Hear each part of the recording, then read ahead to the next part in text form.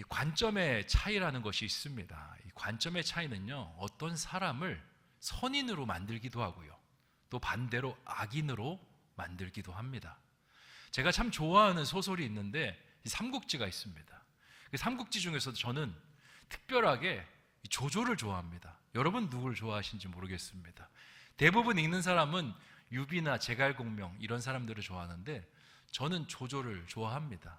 근데 조조에 대해서 이 사람들의 평가가 갈립니다. 어떤 사람은 이 난세의 영웅이라고 이야기하는 사람이 있고요, 또 어떤 사람은 야, 이런 사람 세상에 이렇게 간사한 간신이 있는가 하는 사람도 있습니다. 왜 그러느냐? 이 조조가요, 이 한나라 말기 때 승상이라는 사람이었습니다. 그러니까 오늘날의 말로 이야기하면, 우리나라 말로 이야기하면 영의정과 같은 사람이었습니다. 황제를 보필하는 사람이었는데 그때가 이제 한나라 말기입니다. 그 유씨 황제들이 이제 정치를 잘 못해서 나라가 기울고 있던 때였습니다. 이때 조조는요, 나라를 세워보려고 부단히 노력합니다. 근데 아무리 봐도 이 한나라에는 희망이 보이지 않습니다. 그래서 야망을 품습니다. 내가 이 나라의 황제가 돼서 이 나라를 바꾸겠노라고. 이 한나라는요, 유교 중심의 사회여서 이 사람을 택할 때 이 유교적인 생각으로 사람을 택하고 등용해서 사용을 했습니다. 그러다 보니까 나라가 발전이 없었습니다. 이 조조는 이 유교 사회가 아니라 능력에 따라 인정받는 사회가 됐으면 좋겠다는 생각을 했습니다. 신분이 없고 누구나 잘하면 정말 큰 일을 감당할 수 있고 그 안에서 인정받을 수 있는 그런 사회를 꿈꿨습니다. 그래서 자기가 황제가 되면 이 사회를 완전히 바꾸겠노라, 그렇게 생각을 했습니다. 반대로 이 정적인 유비가 있는데요, 유비는요, 한나라의 그 혈통 중에 한 사람입니다. 이름도 유씨지 않습니까? 그 먼 왕실과 먼 친척인데 굉장히 유교적인 사람입니다. 관계를 굉장히 중요합니다. 이 군신의 관계를 굉장히 중요하게 여기고요, 그리고 형님과 아우의 관계를 굉장히 중요하게 여깁니다. 유비에게 의형제가 있었습니다. 도원에서 결의한 의형제가 있는데 누군지 아십니까? 관우하고 장비입니다. 이 두 사람을 엄청 아낍니다.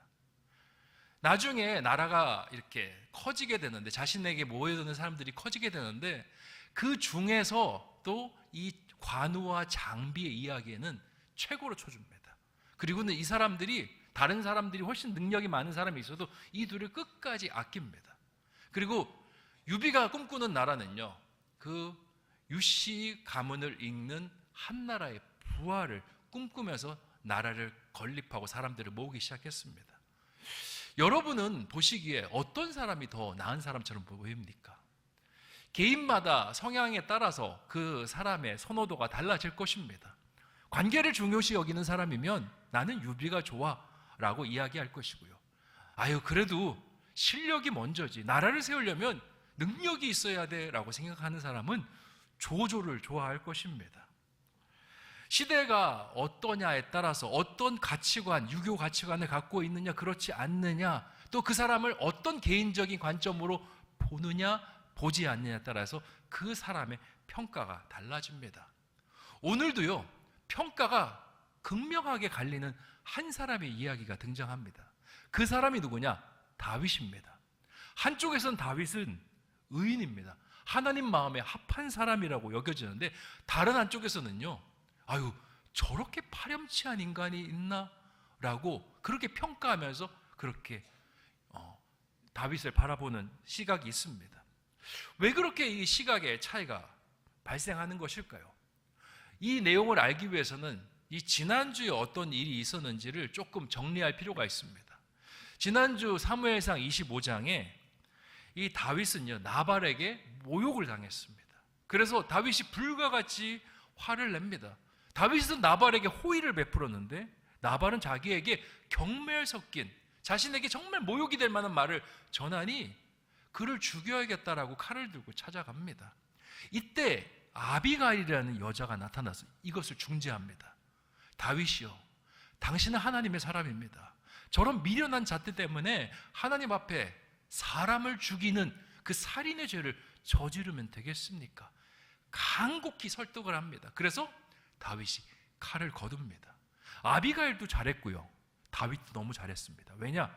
하나님의 사람의 말을 듣고 자신의 잘못에서 돌이켰기 때문에 그렇습니다. 자신을 반추했기 때문에 그렇습니다.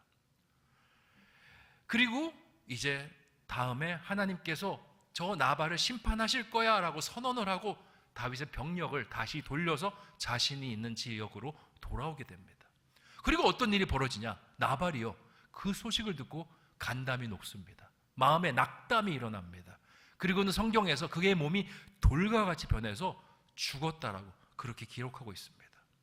남편이 죽고 홀로 된 미망인 아비가일, 나발의 부인을 아내로 삼으면서 훈훈하게 모든 것이 맞춰집니다. 자, 이렇게만 보면요, 다윗은 너무나 좋게 보이는 사람인데요, 한쪽에서 다윗의 이러한 모습을 이상하게 해석하는 사람이 있습니다. 그게 누구냐? 십광야에 사는 십사람들이라는 사람입니다. 이 사람들은요, 자신의 눈에 보이는 대로만 봅니다. 다윗의 이 이야기가 굉장히 왜곡될 수가 있습니다. 어떻게 보냐면 다윗이 어쨌든 칼을 들고 나발에게 찾아왔을 때 그 모습과 소식을 통해서 나발이 죽게 됩니다. 다윗이 직접 죽이지 않았지만 나발은 죽었습니다. 그럼 사람들은 어떻게 받아들이겠습니까? 누구 때문에 죽었다고 생각하겠습니까? 다윗 때문에 죽었다라고 생각을 하는 거죠. 나발은 어디 아픈 것이 없는 사람이었습니다. 성경에 보면 다윗이 쳐들어오는 그 날도요, 왕처럼 잔치를 배설해 놓고 사람들과 먹고 마시면서 즐기던 사람이었습니다. 그런데 그 멀쩡하던 사람이 다윗 때문에 죽게 됐습니다. 사람들 사이에서 소문이 돕니다. 그가 간담이 녹아서 죽었대. 누구 때문에? 다윗이 쳐들어온다는 소식 때문에 죽었대. 말이 와전되면서 어떻게 들리겠습니까? 다윗이 죽였대라고 들리지 않겠습니까? 그리고 그 다음에 일어난 일들을 그 관점으로 보면 이상하게 해석이 됩니다. 아비가일이 나발이 죽기 전에 다윗을 만났대. 왜 만났어? 몰라. 만나서 다윗이 돌아갔대. 뭔가 있는 것 같은데? 머릿속에 주말 드라마의 그림이 약간 그려집니다. 그리고는 나발이 죽었습니다. 다윗이 나발의 부인을 차지했습니다. 어떤 이야기가 돌겠습니까? 거봐. 아비가일이랑 둘이서 짝짝꿍 돼가지고 나발 죽인 거 아니야. 그리고는 아비가일을 부인으로 취하면서 아비가일이 상속받았던 그 나발의 재산이 누구께 됩니까? 다윗의 것이 됩니다. 그럼 어떻게 됩니까? 저기 가평 계곡 살인사건에 있는 이야기가 또 한편 또 이제 그려지는 것입니다. 세간 사람들의 이야기 속에 이야기가 각색되고요, 새로운 이야기로 번져나가기 시작합니다. 그리고 마지막에 확실히 거기다가 도장을 찍습니다. 다윗이 어떤 사람인데? 아니, 아버지 같은 사울을 배반하면서 도망가는 패류나 반역자 같은 사람이래. 그러니까 모든 퍼즐이 완벽하게 맞춰지는 겁니다. 다윗은 파렴치한 인간이야. 그렇게 생각하고 오늘 십사람들이 움직이기 시작하는 것입니다. 그래서 그 사람들이 이 사울이라는 사람을 찾아가서 다윗의 위치를 보고하는 그러한 일들을 하게 되는 것입니다. 우리 사무엘상 25장 1절 말씀 같이 한번 읽어보도록 하겠습니다. 시작. 십사람이 기브아에 와서 사울에게 말하여 이르되 다윗이 광야 앞 하길라 산에 숨지 아니하였나이까 하매. 이 십사람들이 어떤 사람들이냐면요, 이 나발이 살던 지역과 굉장히 근처에 살던 사람들이었습니다. 크게 이야기하면 강북구 주민들이라고 생각하면 될 것 같습니다. 이 사람들이 기브아로 올라갔다는 건요, 굉장히 먼 거리를 올라갔다는 걸 이야기합니다. 지도를 한번 보았으면 좋겠습니다. 저기 보시면 중간에 다윗하고 십광야라고 적혀 있죠. 그리고 이제 기브아가 어딨냐면 저기 사울이라 적힌데 저 정도 됩니다. 이게 거리가 얼마냐면 40km 정도 됩니다. 이 사람이 평지를 걸어갈 때 군대에서 빠르게 걸어가면 시간당 4km, 또 시간당 5km를 걷습니다. 근데 평지일 경우입니다. 여러 가지 땅이 좋지 않고 울퉁불퉁하고 산이 있으면요, 훨씬 더 오래 걸립니다. 그러니까 가는데 8시간에서 10시간, 다시 돌아오는데 8시간에서 10시간, 한 이틀은 잡고 가야 되는 거리를 가야 이 10사람들이 기브아에 당도할 수 있습니다. 근데 그냥 갈 수 있습니까? 물건도 챙겨야 되고 마실 물도 챙겨야 되고 먹을 것도 챙겨야 되고, 그리고 가는 길에 강도도 만날 수 있지 않습니까? 나름대로 무기도 챙겨서 여러 명이 같이 가야 됩니다. 이 사람들이 왜 이런 수고를 하고 있습니까? 그 사람들의 머릿속에는 다윗이 나쁜 사람이라는 생각이 있었기 때문입니다. 이 나쁜 사람이 나발을 공격해서 나발의 재산을 다 취했고, 이 방식으로 이제 그 칼날을 가지고 자기들 안에 올지도 모른다라는 생각에 겁을 먹어서 사람들을 일부 파송해서 이 사울에게 다윗의 위치를 알리고 있는 것입니다. 우리가 세상을 살아갈 때요, 이렇게 10사람들처럼 사람을 오해로, 잘못된 이해로 속단할 때가 얼마나 많은지 모릅니다. 그 사람의 의도가 그렇지 않음에도 불구하고, 내가 그 사건의 전말을 다 알지도 못함에도 불구하고 내가 보는 대로 그 사람은 아비가일과 바람을 폈대, 그 사람은 그 나발의 재산을 훔쳐내기 위해서 아비가일을 이용해서 독약을 집어넣었대, 이렇게 받아들이는 경우가 얼마나 많은지 모릅니다. 내 생각대로 상대방을 보고 판단할 때가 얼마나 많은지 모릅니다. 대표적인 예로 우리가 연예인 이야기들요, 우리 아주 쉽게 이야기합니다. 연예인이 어떤 문제를 일으켰고 이제 언론사에서 기사를 쏟아냅니다. 때로는 그 소속사에서 의도적으로 나쁜 기사들을 쏟아냅니다. 그렇게 쏟아내면요, 우리는요 그 기사만 보고 아유, 그 사람 안 되겠네, 그 사람 나쁜 사람이네. 어떤 사람은 정의롭다 생각하고 격분해서 그 사람의 그 SNS에 들어가서 나쁜 글을 남기는 사람들도 있습니다. 그게 확인되지 않았는데 그냥 막 남기는 겁니다. 어떤 생각으로 남기냐면 아니면 말고, 근데 이 사실이 사실이라면 그 사람은 이 이야기를 들어도 싼 사람이야 라고 생각하고 하는 겁니다. 우리는 그냥 무심결에 돌을 던지는 것인데 그 돌에 맞아서 죽는 개구리, 몸이 터지는 개구리는 얼마나 고통스러운지 모릅니다. 그래서 연예인들이 극단적인 선택을 얼마나 많이 하지 않습니까? 신앙 안에서도요, 우리가 사람을 판단할 때 정말 조심해야 됩니다. 우리가 절대 그 사람에 대해서, 그 모든 것에 대해서 알지를 못하는데 그것을 속단하고 그것이 마치 진실인 것처럼 그렇게 받아들이고 그 사람에게 말을 내뱉는 건요, 정말 조심해야 될 것입니다. 왜냐? 그것 때문에 그 사람이 상처받고 그 사람이 나쁜 방향으로 흘러갈 수 있기 때문에 그러한 것입니다. 지금 10사람들은요, 자신이 갖고 있는 지식을 가지고 사울에게 다윗의 위치를 알린 거지만, 사울은 지금 다윗을 어떻게 쫓아옵니까? 칼을 들고 쫓아옵니다. 다윗을 죽이겠다라고 쫓아오는 겁니다. 만약에 사울이 다윗을 죽였으면 어떤 일이 벌어진 줄 아십니까? 살인에 같이 이 사람들이 가담하는 죄를 저지르고 마는 것입니다. 그러니까 우리가 신앙생활하면서 알지 못하는 것에 대해서 함부로 이야기하고 함부로 판단하고 그리고 함부로 정죄하는 것이 얼마나 위험한 일인가를 보여주는 겁니다. 예수 그리스도의 사건 한번 보셨으면 좋겠습니다. 십자가에 달려 돌아가실 때 주동자들이 있습니다. 주동자들이 누구냐면 제사장들과 종교 지도자라는 사람들입니다. 그 사람들이 일을 벌이는데 주범들은 그들인데 공범들이 있습니다. 그게 누구냐? 소위 군중이라는 사람들입니다. 내용은 알지 못합니다. 그들이 뿌려놓은 유언비어에 그냥 현혹이 됩니다. 그리고는 예수 그리스도를 잡아 죽여야 된다고, 십자가에 못 박아야 된다고 그렇게 막 소리 지릅니다. 빌라도가 예수 그리스도에겐 죄가 없다, 풀어줘야 된다, 6월절인데 누구를 풀어줬으면 좋겠냐, 예수냐 바라바냐.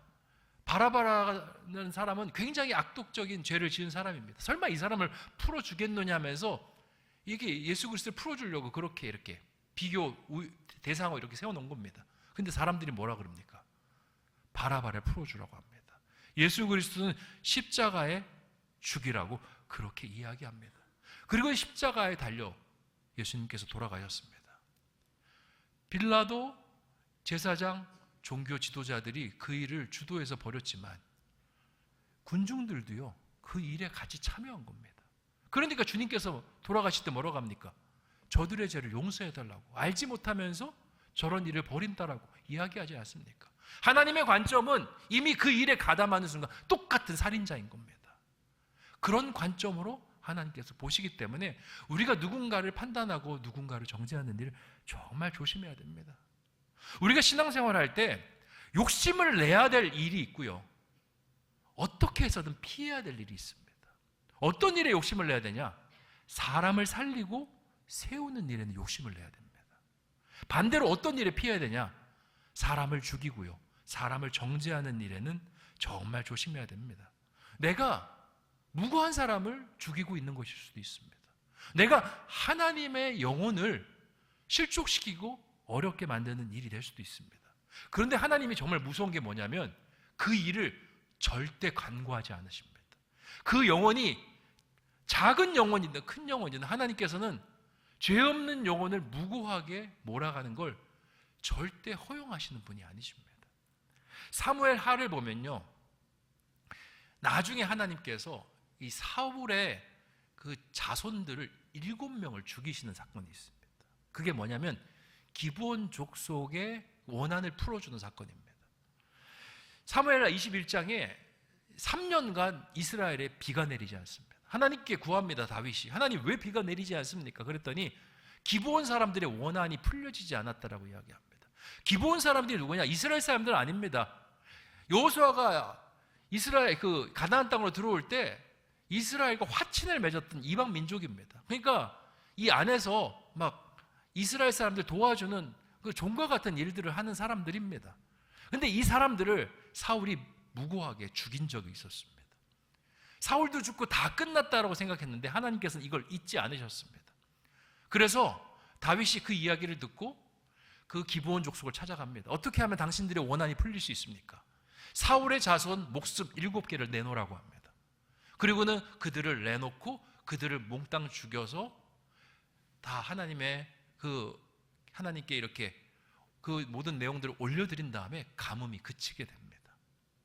하나님께서는 바로 이렇게 역사하시는 분입니다. 무고한 사람, 그 사람이 이스라엘 족속이 아닌 기브온 족속의 사람이라 할지라도 그 무고한 사람의 잘못, 그 무고한 사람을 잘못으로 몰아간 그 죄에 대해서는 절대 간과하는 분이 아니시라는 것을 말씀하고 있는 겁니다.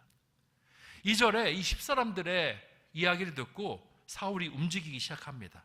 2절 말씀 같이 한번 읽어보도록 하겠습니다. 시작. 사울이 일어나 십광야에서 다윗을 찾으려고 이스라엘에서 택한 사람 3,000명과 함께 십광야로 내려가서. 아멘. 자기들은 그냥 두려움에 버린 일인데 이제 사울이 움직이기 시작합니다. 사울이 움직이는데 3,000명을 데리고 움직였다라고 이야기를 하는데요, 이 3,000명은 사울이 갖고 있는 그 정예부대 전체를 이야기합니다. 사울은 왕이 된 2년 후에 3,000명의 정예부대를 만들어서 자신과 요나단이 나눠서 그 부대를 운영할 수 있도록 했습니다. 물론 전면전이 일어나면요, 이 3,000명이 아니라 이스라엘 전체의 지파에 있는 사람들을 동원해서 전면전을 치렀는데 작은 국지전이 있을 때는 이 3,000명으로 그 국지전을 해결해 나갔습니다. 이 3,000명은요 상시 군사훈련을 받는 사람들입니다. 그리고 전쟁에 능한 사람들이고요, 굉장히 이 어떤 작전과 전략대로 움직이는 사람들입니다. 이런 사람들을 데리고 사울이 다윗을 잡으러 가는 겁니다. 자신들은 무심코 그렇게 다윗의 위치를 알려줬는데 사울은 진심으로 덤벼서 다윗을 잡기 위해서 총전력을 하고 있는 것입니다. 그런데 하나님께서요 이 사울을 막으십니다. 하나님께서 사울을 막으셔서 다윗이 잡히지 않을 수 있도록 일을 풀어가기 시작하십니다. 3절을 보면 이번에 사울이 다윗을 치러 올 때는 좀 이상한 그 모습으로 이제 치러 옵니다. 길가에 지린을 치면서 치러 오기 시작합니다. 사울이 한번 학습된 것이 있습니다. 뭐냐면 지난번 엔게디 광야에서 다윗을 잡으려고 할 때 동굴에서 다윗을 만납니다. 그래서 다윗에게 거의 죽을 뻔하죠. 지난번에 그 경험이 학습되어 있는 겁니다. 이번에는 산 쪽으로 가지 말아야겠다. 왜 산에 동굴이 있는 곳이나 아니면 산에 매복을 해놓고 있으면 우리 군대가 큰 공격을 처할 수 있으니 될 수 있는 대로 잘 보일 수 있는 길가로 진을 쳐서 가기 시작하는 겁니다. 그리고 어두워서 야영을 하는데 야영하는 방식도 독특한 방식으로 합니다. 5절 말씀 같이 한번 읽어보도록 하겠습니다. 시작. 다윗이 일어나 사울이 진친 곳에 이르러 사울과 넬의 아들 군사령과 아브넬이 머무는 곳을 본즉 사울이 진영 가운데 누웠고 백성은 그를 둘러 진쳤더라. 아멘. 그러니까 이 사울의 이게 캠프가 여기 있으면요, 그 다른 군사들을 삥 둘러서 이제 캠프를 치게 하는 겁니다. 혹시 잘 때 이 다윗의 군대가 쳐들어올까봐 두려움을 가지고 그렇게 진을 치는 겁니다. 그런데 그렇게 진을 쳐도요, 다윗의 뒤에는요 지금 하나님이 있습니다. 하나님께서 어떻게 하시면 그 사울의 모든 군대를 잠들게 합니다. 그리고 밤에 그 진영으로 들어가게 합니다. 갔더니 이제 사울과 그의 군대장 아브넬이 다 잠이 들어 있습니다. 이 모습을 보고 다윗의 군대장이었던 아비새가 8절에 이렇게 이야기합니다. 아비새가 다윗에게 이르되 하나님이 오늘 당신의 원수를 당신의 손에 넘기셨나이다. 그러므로 청하오니 내가 창으로 그를 찔러서 단번에 땅에 꽂게 하소서. 내가 그를 2번 찌를 것이 없으리이다 하니. 아비새는요 후회가 하나 있었습니다. 지난번 그 동굴에 같이 있었는데 다윗이 맘약해가지고 이 사울을 죽이지 못한 것 같이 그렇게 느껴지는 겁니다. 이번에는 다윗, 당신이 안 나서셔도 됩니다. 제가 나서겠습니다. 제가 창을 들어서 그냥 한 번에 찌르면요 2번 찌를 것도 없습니다. 이 사울을 끝장낼 수 있습니다. 그렇게 이야기합니다. 그래서 다윗은 9절에 다음과 같은 말로 거절합니다. 다윗이 아비새에게 이르되 죽이지 말라. 누구든지 손을 들어 여호와의 기름 부음 받은 자를 치면 죄가 없겠느냐 하고. 다윗이요 여기서 그렇게 하지 말라라고 합니다. 왜 그러냐? 다윗은 하나님의 법칙을 알고 있는 사람이었습니다. 하나님께서 원하시는 일, 내가 하나님의 사람으로서 욕심내야 될 일을 알고 있었고요, 절대적으로 피해야 될 일을 알고 있었습니다. 아까 욕심내야 될 일은 뭐라고 했습니까? 사람을 살리는 일. 절대적으로 피해야 될 일은 뭐라고 했습니까? 사람을 죽이는 일. 다윗이 그 일을 지금 피하고 있는 것입니다.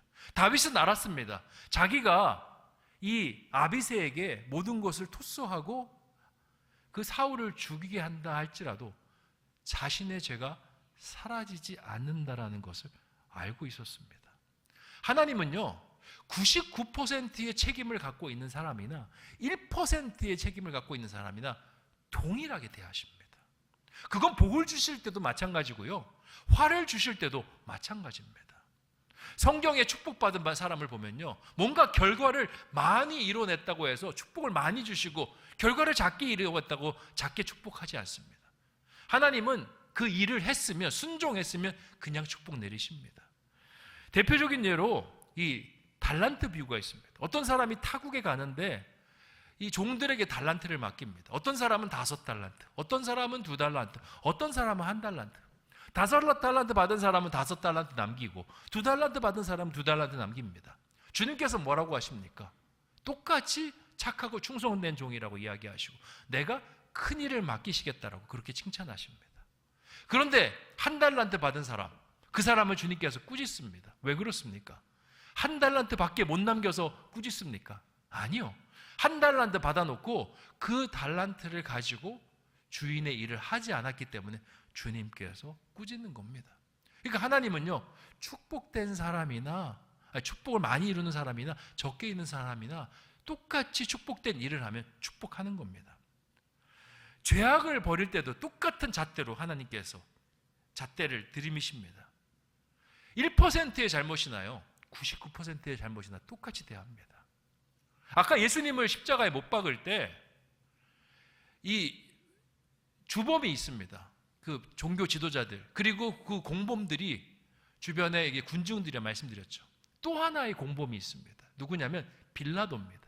빌라도는 아무리 봐도 예수님이 죽을 만한 죄를 저지른 사람이 아닙니다. 그래서 놓아주려고 합니다. 근데 백성들이 절대 못 놓아준다라고 그렇게 이야기를 하죠.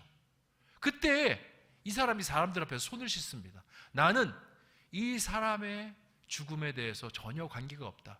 그때 백성들이 뭐라고 하냐면 우리 자손에게 그 죄값을 돌리소서. 당신은 죄가 없나이다. 그렇게 이야기하면서 물러납니다. 그런데 우리가 사도신경을 고백할 때 누구의 이름이 제일 예수님이 돌아가실 때 제일 먼저 나옵니까?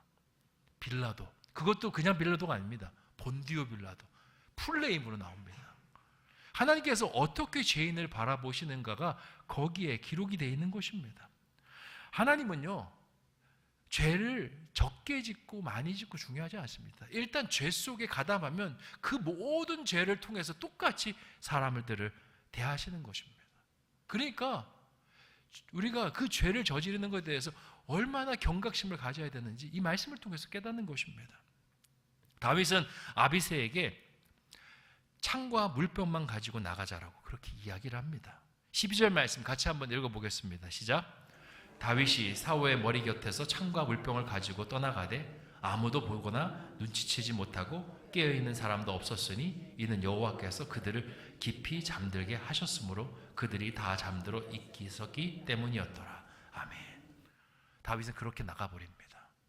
다윗은 여기서 굉장히 지혜로운 선택을 합니다. 이 창을 가지고 나간 건요, 이 다윗과 사울 사이에 한 가지 추억 때문에 가지고 나간 겁니다.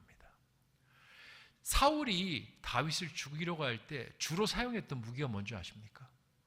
창이었습니다. 수금을 탈고 있을 때 악신이 들어서 다윗에게 뭘 던졌습니까? 창을 던졌죠. 그것도 한 번도 아니고 두 번 던졌습니다.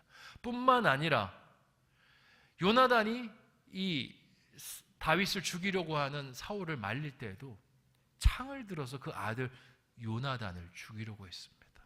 다윗이 이 창을 가지고 나간 것은요, 너는 나를 죽이려고 하였으나, 너는 하나님의 사람을 죽이는 일에 그렇게 가담을 하지만 나는 어떠한 모양으로라도 그런 악한 일에 가담하지 않겠다라는 그런 뜻이 담겨져 있는 것입니다.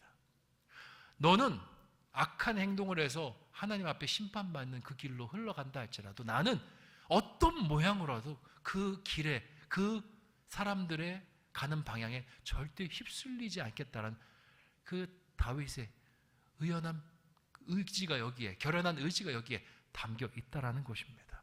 이게 하나님의 축복받는 사람과 축복받지 않는 사람을 가르는 결정적인 차이인 것입니다. 오늘 이 말씀을 통해서 우리에게 정말 중요한 사실들을 가르쳐 줍니다. 첫 번째, 인간적인 방법으로 사람을 판단하는 것을 조심하라. 주님께서 말씀하십니다. 우리는요, 하나님이 아닙니다. 하나님이 아니기 때문에 절대 모든 것을 다 알 수가 없습니다. 그래서 우리에게 필요한 건요, 판단이 아니라 겸손히 하나님의 뜻을 구하는 겁니다. 하나님, 이 지금 상황 속에서 이 여러 가지 사실들이 난립하는 상황 속에서 내가 어떤 방향을 택해야 되겠습니까? 하나님께서 정의롭게 역사하여 주시고 나는 그 정의를 따라가게 하여 주시옵소서. 두 번째, 죄악이 있는 상황 속에서는 어떻게 해서든 여러분 발을 빼야 됩니다. 사람을 음해하고 사람을 판단하고 하는 자리에서는요, 그냥 여러분 일어서는 것이 정말 지혜로운 것입니다. 여러분이 그 자리에 있었고 그 자리에서 아무 말도 하지 않은 것만 해도 하나님께서는 그것을 죄로 여기실 수 있습니다. 빌라도의 사건이 그렇지 않습니까? 10사람들의 사건이 딱 그렇지 않습니까? 우리가 이러한 것들을 주의해야 되는 것입니다. 오늘 이 말씀을 기억하면서 우리가 신앙생활할 때 나는 판단하는 사람이 아닙니다. 주님의 판단을 쫓아가겠습니다. 사람을 살리는 일에는 욕심내겠습니다. 사람을 죽이는 일은 어떤 모양으로라도 제가 가담하지 않겠습니다. 그렇게 나아가는 복된 하나님의 사람들 되시기를 주님의 이름으로 축원드립니다. 기도하겠습니다. 좋으신 아버지 하나님, 오늘 우리에게 주의 말씀을 가르쳐 주시니 참으로 감사합니다. 하나님, 오늘 다윗의 모습을 볼 때 다윗은 참 지혜롭다라는 생각이 들어옵니다. 왜냐? 선한 데는 지혜롭고 악한 데는 미련할 줄 아는 사람이었기 때문에 그렇습니다. 세상에는 여러 가지 관점이 있습니다. 이 관점으로 보면 이 사람이 좋고 저 관점으로 보면 저 사람이 좋아 보입니다. 또 이 관점으로 보면 이 사람이 나빠 보이고 저렇게 보면 또 저 사람이 나빠 보입니다. 그러다 보면 실수를 합니다. 무고한 사람을 음해할 수도 있고 비난할 수도 있고 정죄할 수도 있습니다. 그래서 하나님께서 판단하지 말라 말씀하십니다. 판단을 유보하고 판단을 하나님께 맡기고 사람을 살리는 일에만 우리가 최선을 다하라 말씀하십니다. 우리가 그렇게 하나님 말씀에 지혜로운 사람 되게 해주셔서 우리의 삶에 하나님의 복이 흘러가고 죄는 멀어지는 복된 은혜들이 있게 하여 주시옵소서. 감사를 드려오며 모든 말씀 예수님의 이름으로 기도하옵나이다. 아멘.